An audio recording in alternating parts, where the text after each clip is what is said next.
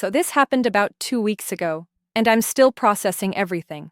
I am 22 years old, living with my roommate Sarah, 24 years old, in a 2-bedroom apartment near our college campus. We've been living together for almost a year now, and I thought I knew her pretty well. Boy, was I wrong about everything. Some background. Sarah has always been into photography ever since I met her freshman year. She has this incredibly expensive camera setup in her room. We're talking professional Canon equipment worth probably $15,000 plus. Multiple lenses, lighting equipment, tripods, editing software, the whole 9 yards. She's always talking about her freelance photography business that she runs on the side to make money. She's pretty secretive about it though. Never shows me her work, never talks about specific clients, and she always locks her door when she's editing or working on projects. I just figured she was being professional about client privacy, you know? I respected that because I know creative work can be really personal, and photographers need to protect their clients' information. The thing is, Sarah makes really good money from this photography business. Like, suspiciously good money that never made complete sense to me. She covers 80% of our $2,400 monthly rent without even blinking. Buys expensive camera equipment literally every month. I'm talking $3,000 to $5,000 purchases regularly. And just bought a brand new BMW last semester that probably cost more than my parents make in 6 months. Meanwhile, I'm working 2 part-time jobs, one at the campus bookstore making $12 an hour, and another at a local coffee shop making $10 an hour plus tips, just to afford ramen noodles and keep up with my textbook costs. My parents help with tuition, but I'm completely on my own for living expenses, and it's a constant struggle. When I asked her how business was so good, especially for a college student doing freelance work, she'd just give me this mysterious smile and say, "I found my niche market," and immediately change the subject. Sometimes she'd add cryptic comments like, "People pay really well for specialized services," or, "There's a huge demand for what I do, you'd be surprised." I started getting curious, but never pushed because she seemed uncomfortable talking about the specifics of her work. Looking back now, there were so many red flags I should have noticed earlier. Sarah would get these phone calls at weird hours, like 11 p.m. or 6 a.m., and she'd always step outside or go to her room to take them. She'd speak in hushed tones and use phrases like, "I can start surveillance tomorrow," or "The evidence should be conclusive by next week." At the time, I thought maybe she was doing some kind of documentary work or journalism project for school. Last month, I started noticing even weirder things that made my anxiety spike. Sarah would get these late-night shoots that lasted until 3 to 4 a.m., sometimes even later on weekends. She'd come home looking absolutely exhausted, her clothes sometimes disheveled, and she'd immediately shower. Like, she wouldn't even say hi to me, just straight to the bathroom. Her camera bag would be slung over her shoulder, and she'd have this look on her face that I can only describe as emotionally drained, like she'd witnessed something really heavy. There were always these random people coming to our apartment at odd hours, mostly older men in expensive cars, Audis, Mercedes, BMWs, who would wait outside while Sarah grabbed her camera gear and whatever else she needed. They never came inside, never introduced themselves, and they'd always be checking their phones anxiously or looking around nervously like they were worried about being seen. Some of them wore wedding rings, which I noticed because I have this weird habit of looking at people's hands when I'm nervous. Sarah told me they were location scouts and art directors, but something felt really off about the whole situation. The men looked too anxious, too secretive for legitimate business meetings. One particularly strange incident happened on a Tuesday around 10 p.m. a few weeks ago. I was studying for my organic chemistry midterm when I heard a car pull up outside. Through the window, I saw this middle-aged man in a business suit sitting in a black sedan, clearly agitated and constantly checking his watch and phone. Sarah rushed out with her camera equipment, got in the passenger seat, and they drove off quickly without any conversation. She didn't come home until 5 a.m., and when she did, I heard her crying in the shower. When I asked her about it the next morning over coffee, she just said it was a difficult shoot, and that some clients are more emotionally demanding than others. She looked like she hadn't slept at all. Another weird thing was her sleeping schedule completely changing. Sarah used to be a morning person. She'd wake up at 7 a.m., go for runs around campus, make these healthy smoothies with expensive ingredients.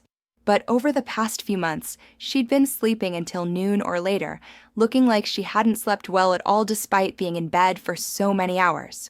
She started drinking a lot more coffee, sometimes 4 to 5 cups a day, and she'd get these intense phone calls that would leave her pacing around the apartment looking stressed and overwhelmed. The breaking point came 2 weeks ago on a Thursday afternoon. Sarah had forgotten to lock her bedroom door, which never happens. She's obsessive about privacy and security, and I went in to borrow her phone charger since mine had completely died and I desperately needed to call my mom about sending money for groceries. That's when I saw her computer screen was still open to what looked like a professional folder system with hundreds of files. I know I shouldn't have looked, and I'm really not proud of this invasion of privacy, but curiosity got the better of me. What I found made my stomach completely drop, and I literally felt dizzy. Hundreds upon hundreds of photos organized in folders with dates and what appeared to be case numbers. But these weren't wedding photos or senior portraits or any kind of normal photography work. These were compromising photos. Like really, really compromising intimate photos. Pictures of people in hotel rooms, restaurant parking lots, office buildings after hours, even some taken through windows of houses and apartments. The photos showed married couples, but not with their spouses. These were affairs captured in incredibly intimate detail. There were timestamps, GPS coordinates, detailed notes about locations and times. Sarah had created entire dossiers on these people, their daily schedules, their favorite meeting spots, their patterns of behavior, even personal information like where they worked and lived. It was incredibly thorough and honestly kind of frightening how much information she had gathered on each person. But it gets so much worse than I initially thought. I started recognizing people in the photos, and my heart just sank into my stomach. There was Mr. Peterson from my old job at the campus bookstore, multiple photos of him with a woman who looked about 25, definitely not his wife, who I'd met at several campus events and was probably in her 50s. The photos showed them holding hands in restaurants, kissing in his car, even entering a motel together. The level of detail was disturbing and invasive. There was my friend Emma's dad, who I'd known since high school and always seemed like such a family man. Photos of him with a blonde woman at various locations around town, coffee shops, a hotel downtown, even what looked like her apartment building. Emma always talked about how much she loved her parents' marriage and how they were relationship goals. Seeing these photos felt like a physical punch to the gut. But the one that really shook me, to my core, was seeing my own professor, Dr. Martinez, from my advanced biology class. There were dozens of photos of him with someone who looked way too young to be his wife, maybe early 20s, possibly even a student based on the campus locations. They were taken at restaurants, in his office after hours with the door closed, and in what appeared to be off-campus apartments. Dr. Martinez is married with 2 young kids, and his wife sometimes comes to campus events. She's always so proud when she talks about her husband's research and teaching.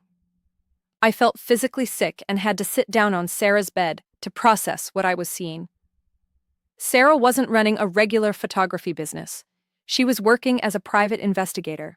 Or more accurately, she was professionally catching cheaters and documenting extramarital affairs for money. And apparently, very good money based on what I discovered next.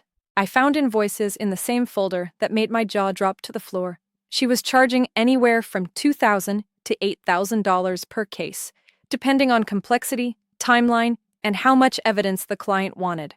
Some cases were marked as rush jobs, with premium pricing that went up to $10,000.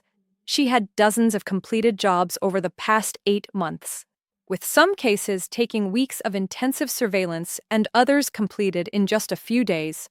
Based on what I could see, she was easily making $15,000 to $20,000 per month. No wonder she could afford that BMW and expensive camera equipment.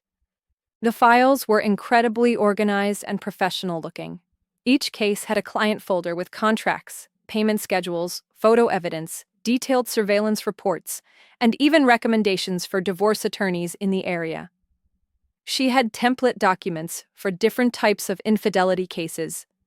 There were folders labeled hotel affairs, workplace relationships, long-term affairs, and even suspected affairs, inconclusive evidence. She had clearly turned this into a full-scale business operation with professional standards and procedures. When Sarah came home that night around 11 p.m., she'd been out on another shoot. I was sitting at our kitchen table with my laptop closed, trying to figure out how to approach this conversation. My hands were literally shaking, and I felt like I might throw up. I had been rehearsing what to say for hours. But nothing felt right or adequate for what I had discovered. The moment she walked in, she could tell something was seriously wrong. She took one look at my face and immediately asked, "What's going on? You look like you've seen a ghost or something." I took a deep breath and said, "I saw your computer today. I know what your photography business really is." Sarah froze completely in the doorway, her camera bag still slung over her shoulder. "What are you talking about? I told you I do freelance photography work." But her voice had changed. It was defensive and tense in a way I'd never heard before. "Cut the crap, Sarah. You're taking pictures of people cheating on their spouses. You're documenting affairs and ruining marriages for money." The words came out harsher than I intended, but I was so angry and disgusted by what I had seen. Sarah slowly set down her camera bag and came into the kitchen. She sat down across from me and was quiet for a long moment, just staring at her hands. Finally, she looked up with tired eyes and said, "How much did you actually see?" "Enough. I saw the invoices, the client contracts, the surveillance reports, the photos of people I actually know. Mr. Peterson, Emma's dad, Dr. Martinez." I felt my voice getting louder and had to stop myself from yelling. Sarah's shoulders sagged and she suddenly looked completely exhausted. "Look, I didn't plan for this to become my business, okay? It started completely by accident last year, when this desperate woman approached me after seeing some photos I posted on Instagram. She was going through a really messy situation. She suspected her husband was cheating, but needed concrete proof for her divorce attorney. And you thought, what? This sounds like a great career path for a college student. It wasn't like that at all." Sarah's voice got defensive again. "She was willing to pay me $3,000 for a week of surveillance work. Do you have any idea how much money that is for a college student who's struggling financially? I was behind on rent, my parents had completely cut me off, and I was seriously about to have to drop out of school." I stared at her in shock. "Your parents cut you off? You never told me that." Sarah laughed bitterly. "Yeah, well, there's a lot I haven't told you about my family situation. They found out I changed my major from pre-med to photography and completely lost their minds, said they weren't paying for me to waste my life on a useless hobby. So I was suddenly on my own financially with no warning and no support system. This was completely news to me." Sarah had always made it seem like her parents were supportive of her choices, but I realized she never really talked about them in any detail.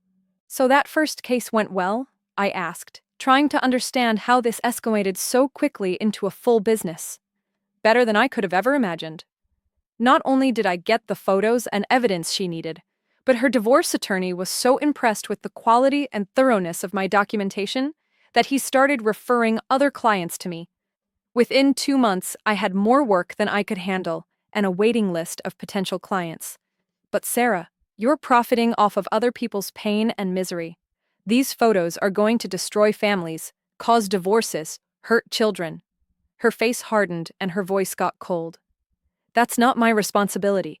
I'm providing a service that people desperately need and are willing to pay for. If anything, I'm helping the innocent spouses find out what's really happening in their marriages so they can make informed decisions about their lives."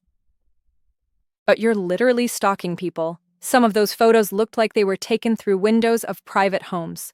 It's all completely legal, Sarah said firmly. I have a private investigator's license that I got 6 months ago. I follow all the laws about surveillance and photography. I never trespass on private property. I never hack phones or computers. I just document what people are doing in public spaces where they have no expectation of privacy. Wait, you actually have a PI license? When did that happen? I got it 6 months ago when I realized this was going to be my long-term business. Had to take a comprehensive course, pass background checks, get bonded and insured, the whole thing. This isn't some amateur operation. It's a legitimate, licensed business. I felt like I was talking to a complete stranger. A legitimate business? You're destroying the lives of people I know and care about. Mr. Peterson has grandchildren who visit him at the bookstore. Emma talks about her parents like they're soulmates. Dr. Martinez has photos of his kids on his desk. And don't you think Mrs. Peterson deserves to know that her husband is cheating on her with someone young enough to be his daughter? Don't you think Emma's mom should know the truth about her marriage before she wastes more years of her life living a lie? Don't you think Dr. Martinez's wife should know that her husband is potentially having an inappropriate relationship with a student? The way she put it made me pause and question my initial reaction, but I was still angry and disgusted. But you're not telling them out of kindness or concern. You're doing it for money. Lots and lots of money. So what if I am? Therapists get paid to help people work through problems. Lawyers get paid to defend people's rights. Doctors get paid to heal people's bodies. I get paid to reveal the truth about relationships. How is that fundamentally different? Because I struggled to find the right words to express what felt so wrong about it. Because you're not healing anyone or solving problems. You're just exposing secrets and blowing up people's lives for profit. Sarah leaned forward, her eyes intense and determined. Do you know what the alternative is for these people? Living lies for years, wasting decades of their lives with partners who don't respect or love them enough to be faithful. Potentially exposing themselves to sexually transmitted diseases. Making major life decisions based on completely false information about their relationships. Is that really better than knowing the truth? I don't know, I said, feeling frustrated and overwhelmed. But I know it feels morally wrong that you're getting rich off of human misery and the destruction of families. Human misery that I didn't create, Sarah shot back angrily. I document reality as it exists. I don't make people cheat on their spouses. The argument continued for what felt like hours, going in circles. I was getting more and more upset, not just about what Sarah was doing, but about how she was justifying it and how she seemed to have an answer for every moral objection I raised. Finally, I made a decision that I'm now questioning every single day. I looked her straight in the eye and said, if you don't quit this business immediately, I'm going to report you to the campus authorities for using our shared apartment as your base of operations when you're targeting university employees. And I'm also going to warn the people I recognized in those photos. ... Sarah's face went completely white and she looked genuinely scared. You can't do that. This is my livelihood. I have ongoing contracts and confidentiality agreements with my clients. I don't care about your contracts, I said, even though my voice was shaking with emotion. This is morally wrong, and I won't be complicit by staying silent and letting you continue to operate this business out of our shared living space. You're being incredibly naive and judgmental, Sarah said, her voice getting louder and more desperate. These spouses have the right to know the truth about their marriages. I'm doing them a favor by giving them information they need to make informed decisions. You're doing it for money, I shouted back. If you really cared about these people, you'd find a way to help them that doesn't involve making thousands of dollars off their pain. The argument lasted until almost 2 a.m., with both of us getting more and more emotional and angry. Sarah kept saying I was being judgmental, and that infidelity investigation was a legitimate business that served an important social purpose. I kept saying she was profiting off of human misery, and that there had to be better ways to make money that didn't involve destroying families and invading people's privacy. The next morning, I woke up around 10 a.m. to complete silence in the apartment, which was really unusual because Sarah's morning routine typically involved a lot of noise. When I went to check on her, I found that she had packed all of her expensive camera equipment, most of her clothes, and basically everything valuable she owned. She left a long handwritten note on the kitchen counter that I'll never forget as long as I live. The note said, "I'm staying with my friend Jessica until I can find a new apartment and figure out what to do next. I can't live with someone who thinks so little of me and my choices, and who would threaten to destroy my business and livelihood over personal moral disagreements. What I do is legal, ethical, and provides a necessary service to people who are being lied to and betrayed by the people they trust most in the world. I'm disappointed that someone I considered a good friend would try to sabotage my career and financial stability. I hope you can afford the full rent on your own, because I won't be coming back. You're too judgmental and self-righteous to live with." Reading that note, I felt a complicated mixture of relief and guilt that I still can't shake weeks later. Part of me was genuinely glad she was gone, because I didn't have to deal with the moral conflict of living with someone whose business I found so disturbing and invasive. But another part of me felt terrible because I had essentially forced her to uproot her entire life and abandon her support system. And maybe I really had been too judgmental about her choices. The financial reality hit me immediately and brutally. Our rent is $2,400 per month, and Sarah had been paying $1,920 of it without complaint.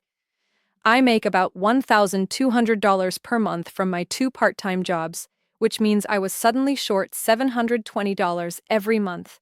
Plus, I had to cover utilities and groceries entirely on my own. I had to call my parents and ask for emergency financial help, which was embarrassing because they're already stretching their budget to help with my tuition costs. But here's the twist that's really messing with my head and making me question everything I did. 3 days after Sarah moved out, Emma called me sobbing hysterically. I could barely understand what she was saying through the tears, but eventually I pieced together that her parents were getting divorced after 20-plus years of marriage. Emma told me that her mom had been suspicious about her dad's behavior for months. He was coming home late, being secretive with his phone, going on unexplained business trips, so she hired a private investigator to follow him. Not Sarah, but someone else in the same business. The investigator had found evidence of a long-term affair that had been going on for over a year. The worst part, Emma said through sobs, is that there are photos. Detailed photos and reports and documentation of every meeting, every hotel visit, every lie he told. My mom showed me some of them because she was so angry and hurt, and I can't get those images of my dad out of my head. I never wanted to see him like that. Emma went on to tell me that her younger brother, who's only 16, was acting out and failing his classes because of the stress and trauma. Her parents were fighting constantly. Lawyers were already involved because of all the evidence, and the whole family was falling apart.